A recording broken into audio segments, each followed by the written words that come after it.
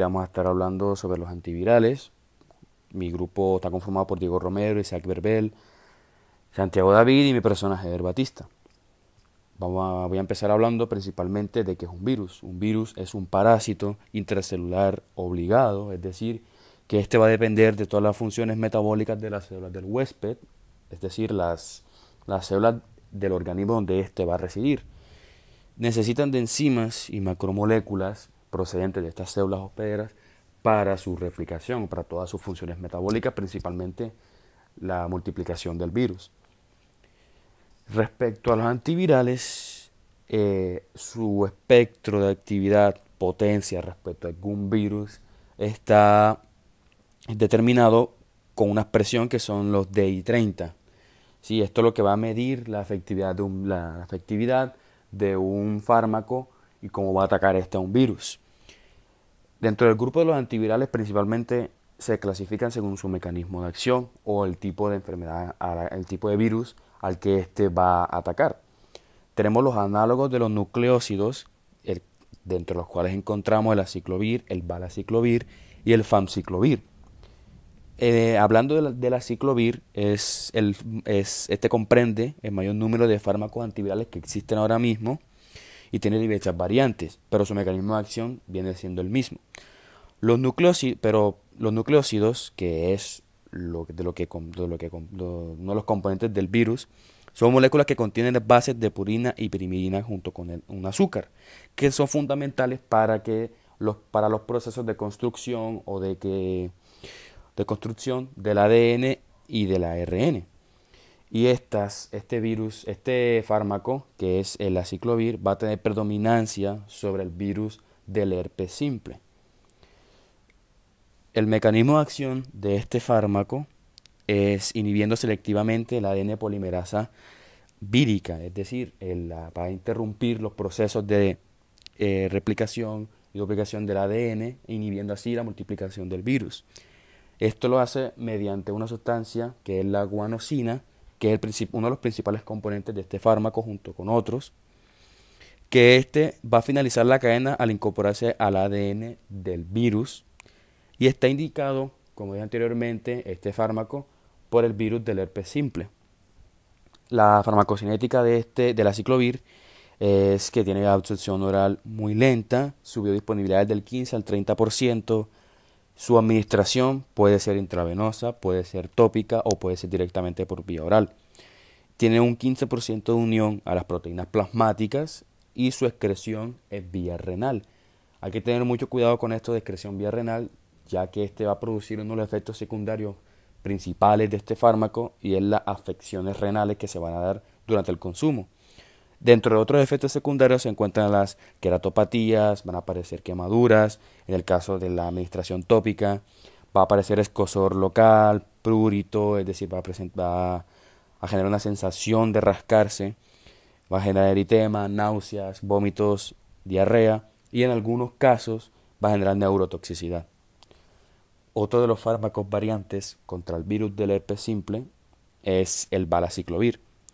Este se metaboliza principalmente en el intestino y el hígado, es decir, que viene siendo como un profármaco. No se fosforila en su compresión el aciclovir, es decir, no se da el proceso de fosforilación, de producción de energía, como lo hace el aciclovir. Tiene la misma farmacocinética y el mecanismo de acción igual al aciclovir, pero este presenta una variante ya que se encuentra indicado principalmente en el herpes zóster y en el herpes genital primario y recidivante, es decir, que cuando este virus pasa y aparentemente desaparece, este vuelve a aparecer, es decir, que es constante, eso es recidivante. Tiene diversos efectos adversos, algunos más bajos que los del aciclovir, como la, la púrpura trombónica trombocitopénica o el síndrome hemolítico urémico. Estos son dos variantes frente a los efectos adversos del aciclovir, pero otra diferencia que tiene es que va a presentar baja afección renal. Y por último encontramos el famciclovir, que es un análogo acíclico de la guanosina, es decir, que va a generar un efecto contrario a lo que hace la guanosina y este va a tener poca absorción oral. El mecanismo de acción de este va a variar, ya que va a inhibir la síntesis del ADN de los herpes virus, es decir, este es más específico frente al virus del herpes. Tiene mayor afinidad que la aciclovir, tiene buena absorción por vía oral de un 77%, su excreción, como los dos anteriores, es por vía renal y está indicado contra el herpes zóster, el herpes genital y el virus del herpes simple, es decir, este tiene un espectro un poquito más amplio frente a lo que viene siendo el virus del herpes. Dentro de los efectos secundarios van a ser afecciones oculares principalmente, como el dolor, va a presentar edema palpebral, como podemos ver en la imagen arriba superior derecha, es como una pequeña inflamación en la parte inferior del ojo, va a presentar picor, queratopatía epitelial, fotofobia, oclusión del conducto lagrimal. Otra clasificación de los antivirales pueden ser los que tienen actividad predominante contra el citomegalovirus, que es otro tipo de virus, independiente del herpes. Dentro de este grupo encontramos el ganciclovir, el valganciclovir y el cidofovir. Son los tres más importantes. Estos tienen un componente que es la 9,1.3-dioxipropimeximetil guanina o DHPG en su abreviación. Estos son análogos cíclicos sintéticos del nucleósido de la 2-desoxiguanina y tiene actividad principalmente contra el citomegalovirus de un 10 a 200 a 100 veces, que es mucho más eficaz que el aciclovir. Y están indicados, obviamente, como indica el título, contra el citomegalovirus. La farmacocinética de estos fármacos es que tienen baja biodisponibilidad por vía oral, de un 6 a un 9%, es muy baja. Tiene baja unión a proteínas plasmáticas, tiene una baja absorción sistémica, tiene una amplia distribución por el organismo al momento de administrar estos fármacos y su excreción en un 90% es por vía renal. Los efectos secundarios que contienen estos son fiebres, en un 2% de los casos se presentan erupciones, alteraciones neurológicas y gastrointestinales, tiene muy poca mielotoxicidad, puede provocar hemorragias, desprendimiento de la retina. Esto está relacionado como los fármacos anteriores que van a tener afecciones oculares. Puede causar nefrotoxicidad, proteinuria, elevación de la creatinina y puede generar hipotonía ocular, que es como lo vemos en la imagen superior de la derecha. Hipotonía ocular quiere decir que los vasos van a estar mucho más expuestos, van a estar inflamados, y el ojo va a tener un aspecto como lo vemos allí. Y otro de los efectos secundarios es el síndrome de Fanconi, que es como una afección renal que hace que estos aumenten de tamaño y se van a ver de esta forma, como podemos ver en la imagen del niño. Otro tipo de clasificación de los virus es los que tienen actividad predominante contra el virus de la hepatitis B. ¿Sí? La hepatitis B es un problema sanitario mundial de primer orden, es decir, que es bastante común, que va a tener afecciones hepáticas, es decir, que va a atacar el hígado principalmente. Actualmente hay unas 400 millones de personas que están portando el virus y que este presenta un amplio espectro en situaciones clínicas diferentes, es decir, que este virus puede estar ligado junto con otras enfermedades y se va a complicar. Y también puede haber portadores asintomáticos, es decir, este virus puede estar en el organismo de nosotros y no nos podemos dar cuenta, o no se siente, o no va a manifestarse sus efectos. Dentro de estos fármacos que van a actuar contra el virus de la hepatitis B, encontramos la lamivudina, el adenofovir y la telvibudina. La lamivudina es un análogo del nucleósido de la citosina, ¿sí? Que es un antirretroviral, como lo es en el virus de la hepatitis B, y es el primer antivírico oral para el tratamiento de la infección crónica contra el virus de la hepatitis B. Y su administración es por vía oral y esta tiene una característica muy peculiar que presenta pocos efectos adversos. El otro medicamento que encontramos es el adenofovir, que es un análogo del nucleósido de la adenosina en la anterior de la citosina del virus y es activo no solamente contra la hepatitis B, sino contra otro tipo de retrovirus y que tiene administración por vía oral en forma de profármaco, es decir, que este se va a metabolizar principalmente en el hígado y después va a distribuirse por el resto del organismo. El mecanismo de acción del adenofovir es bloqueando la transcriptasa inversa por mecanismo competitivo y como finalizador de la cadena de replicación de la síntesis de proteínas de la hepatitis B. Tiene un 59% de biodisponibilidad oral, tiene escasa unidad de proteínas plasmáticas y este va a ser excretado por la orina. Dentro de los efectos secundarios que encontramos de la tenofovir es la toxicidad renal que puede tener debido a esa eliminación por la orina. Puede generar el síndrome de Fanconi, que son afecciones renales, como lo mencioné anteriormente. Y la elevación de la creatinina va a generar también trastornos gastrointestinales en algunos de los casos. La telbibudina, finalmente hablando, es el que tiene mayor efecto contra el virus de la hepatitis B. Es muy efectivo, pero no es activo frente a otro tipo de virus. Es decir, va a estar ligado o específicamente va a atacar a este virus. Este actúa impidiendo la síntesis de ADN del virus de la hepatitis B, inhibiendo la forma competitiva de la polimerasa de este virus. Tiene buena biodisponibilidad oral, tiene escasa unidad de proteínas plasmáticas, no sufre de metabolismo hepático, no es un profármaco, y su eliminación, al contrario de los anteriores, no es por vía renal, sino por vía glomerular. Dentro de los efectos adversos de este virus encontramos que va a tener molestias gastrointestinales al momento de su consumo, va a causar náuseas, diarrea, puede generar erupciones cutáneas, astenia, mareo, cefalia y miopatías.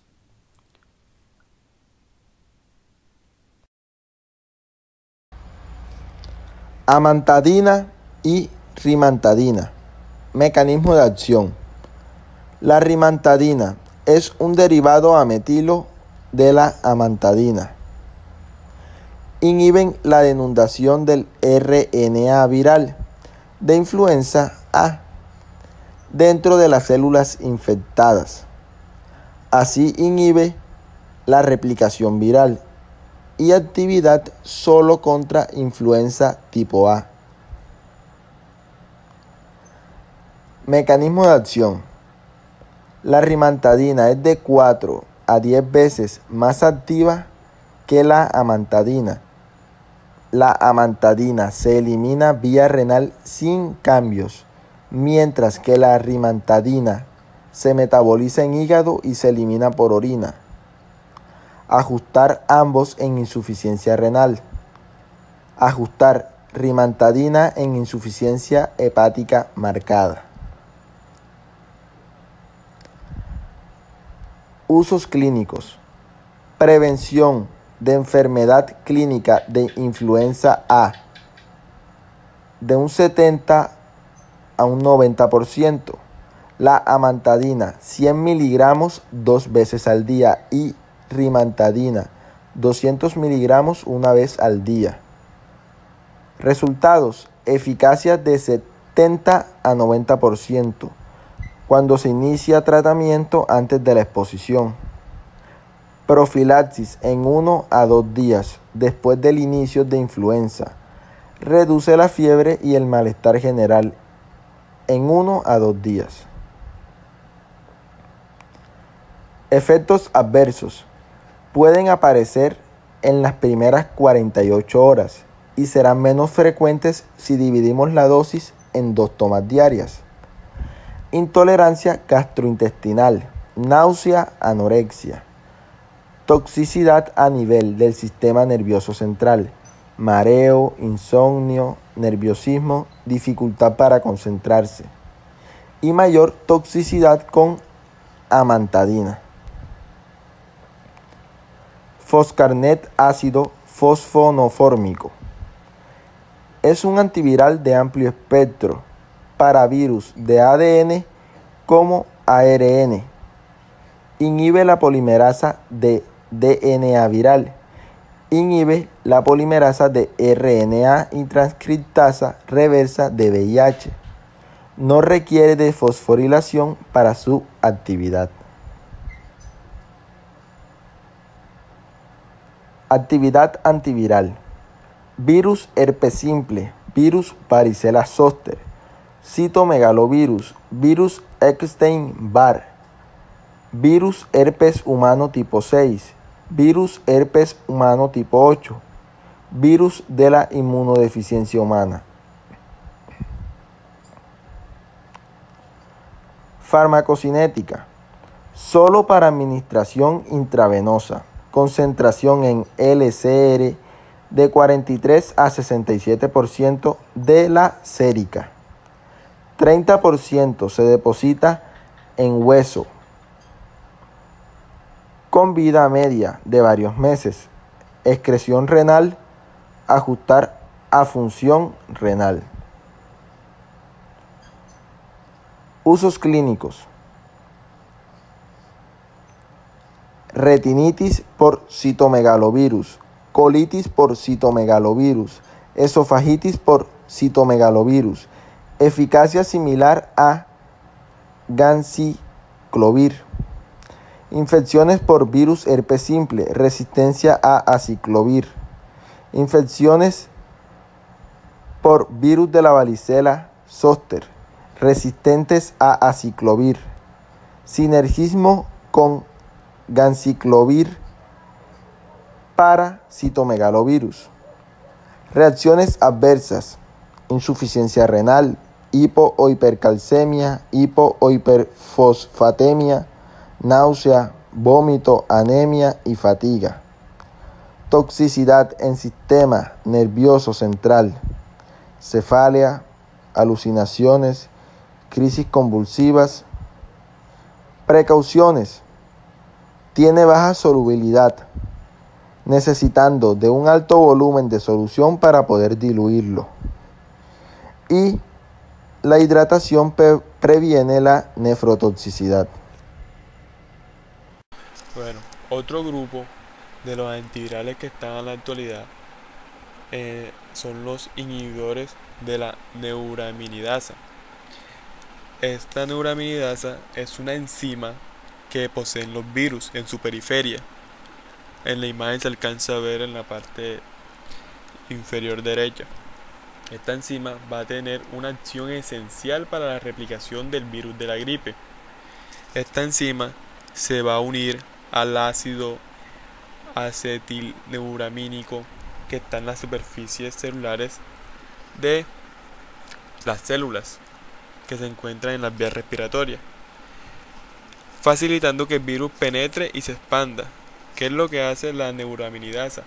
Va a inactivar ese ácido, impidiendo que se inactive el virus y penetre la célula y la infecte. Se han diseñado inhibidores para esta enzima, especialmente a partir de los análogos de ácido acetilneuramínico. Entre ellos está el zanamivir y el oseltamivir. Empezando con el zanamivir, este fármaco en concentraciones normales es un potente y selectivo inhibidor de la neuraminidasa, especialmente de los grupos virales A, en los cuales están el N1 y el N2, y los grupos virales B, y también sus subtipos de influencia aviar.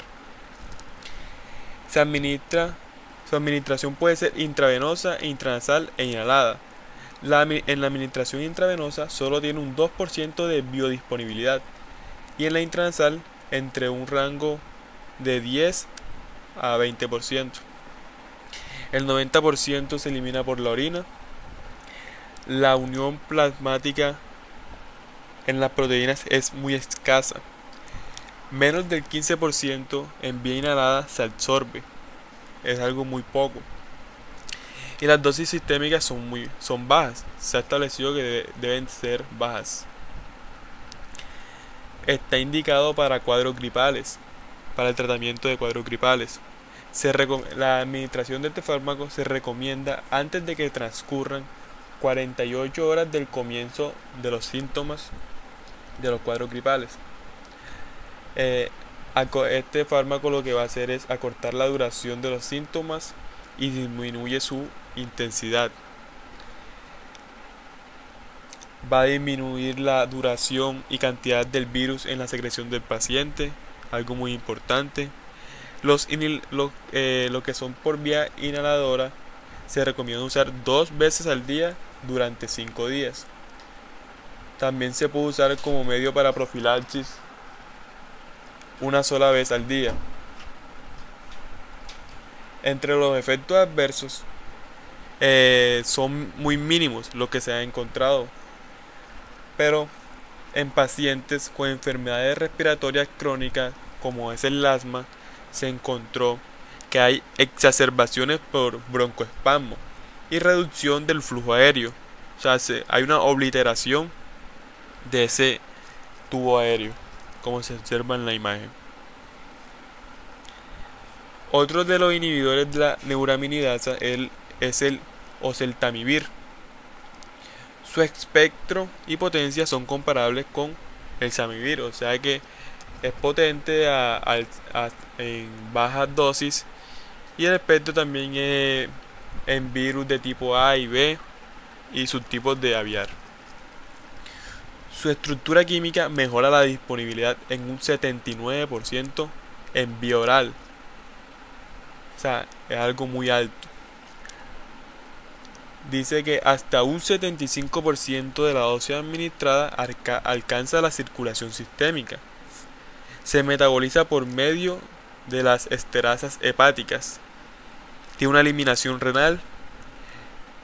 Se debe reducir su dosificación en casos de insuficiencia renal grave, ya que su eliminación es renal. Se puede usar como medio para profilaxis, igual que el zanamivir. La dosis recomendada es de 75 miligramos 2 veces al día como tratamiento y como profilaxis una vez al día. En los niños de 1 a 12 años, la dosis recomendada es de 2 miligramos por cada kilogramo. Lo máximo de la dosis en niños sería 75 miligramos. Esta dosis se debe administrar cada 12 horas por 5 días. Entre los efectos adversos tenemos náuseas y vómitos, pero estos efectos van a disminuir si se administra con alimentos. Otro grupo muy importante son los anticuerpos monoclonales, los oligonucleótidos antisentido y potenciadores de la respuesta inmune. El primero de este grupo sería el palivizumab. Es un anticuerpo monoclonal de inmunoglobulina G con actividad inhibidora de la fusión. Ya saben que la fusión es cuando se duplica el ADN antes de que se divida la célula, y neutralizante de los subtipos A y cepas B del virus respiratorio sincita, que es el VRS. Se discute su utilización en niños con síndrome de Down, ya que son los más propensos para esta enfermedad. Se recomienda la administración a dosis mensuales de 15 miligramos por cada kilogramo por 5 meses. Administración vía intramuscular. Inicia su administración en otoño, porque esta época es más propenso a que se dé una infección por el VRS. Entre efectos adversos tenemos fiebre, irritabilidad en la zona de la inyección, dolor en la zona de la inyección, reacciones de hipersensibilidad y anafilaxia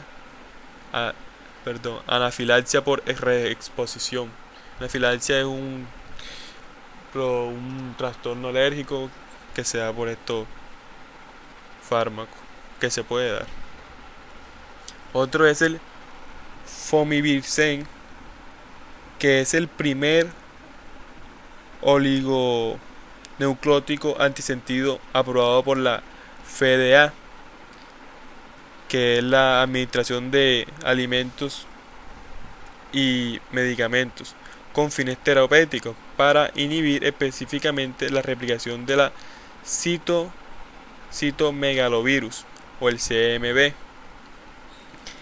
El mecanismo de acción consiste en que es la secuencia corta de 21 nucleótidos se une al ARN. Esta secuencia corta es el antisentido. se une al ARN mensajero impidiendo la expresión genética. Como consecuencia, inhibe el proceso de la replicación del CMV.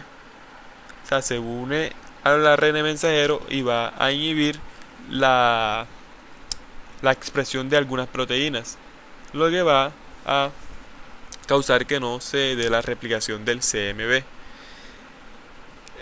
Este es muy selectivo, ya que no va a interferir en el funcionamiento de los genes humanos, solamente en el del virus. Es considerado agente de segunda línea para retinitis por CMV, que es una infección que se da a nivel del globo ocular.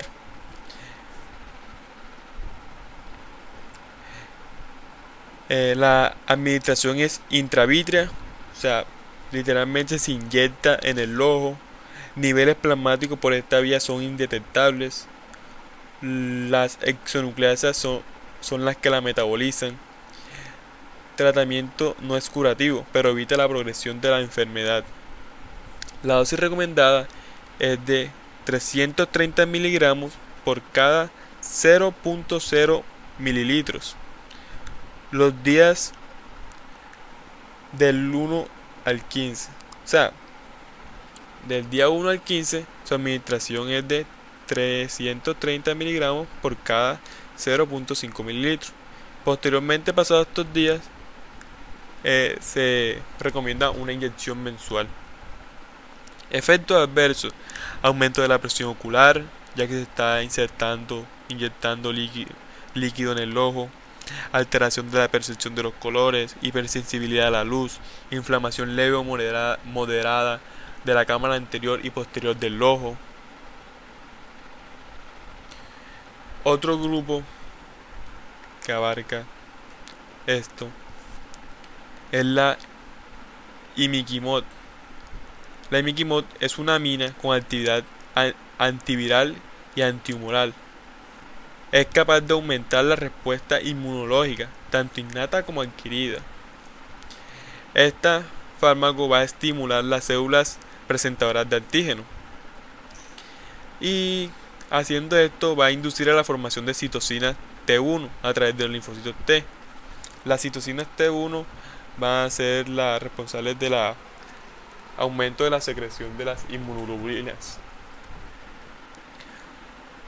Por esto, siendo capaz de eliminar células infectadas por virus y tumores. O sea, tiene la capacidad de eliminar virus y además de eso, tumores. Es un fármaco muy importante. Se administra por vía tópica en forma de crema al 5%. La absorción sistémica es mínima. No está relacionado con la cantidad de fármaco, sino que se aplique en la zona. O sea, que te apliquen más en la zona afectada no va a alterar la efectividad del fármaco. Eficaz contra condilomas acumulados. En esta patología se recomienda la aplicación de 3 veces semanales durante 16 semanas. Externos genitales. Se ha ensayado en molluscum contagiosum, en herpes genital por VHS2. Se emplea como antihumoral en queratitis actínica, en carcinoma de células basales, enfermedad de Bowen. O sea, además como le había dicho anteriormente, además de los virus, también combate células infectadas por tumores. Se ensaya una cantidad de patologías dermatológicas. Entre los efectos adversos, los más comunes son irritación de la zona aplicada, eritema de la zona aplicada. Ocasionalmente puede provocar ardor, dolor, picor o hemorragia. Los no muy comunes son fatiga, fiebre, mialgias, malestar gastrointestinal y síndrome pseudogripal. Inhibidores de la proteasa activada frente al VHC. Son unos antivirales utilizados contra el virus de la hepatitis C. Actúan inhibiendo a la proteína NC3-4A. Estos antivirales vienen en dos presentaciones, el boceprevir y telaprevir. El boceprevir tiene un mecanismo de acción que inhibe a la replicación vírica en células infectadas por el virus del a hepatitis C por medio de una unión covalente. En su farmacocinética, su absorción mejora con la comida hasta en un 65%. Se unen las proteínas en un 75%. Su vía de administración es oral. Su excreción se da principalmente por las heces, pero también se da una mínima eliminación renal. Sus efectos secundarios son más frecuentes gastrointestinales, que son náuseas, vómito, diarrea y anorexia.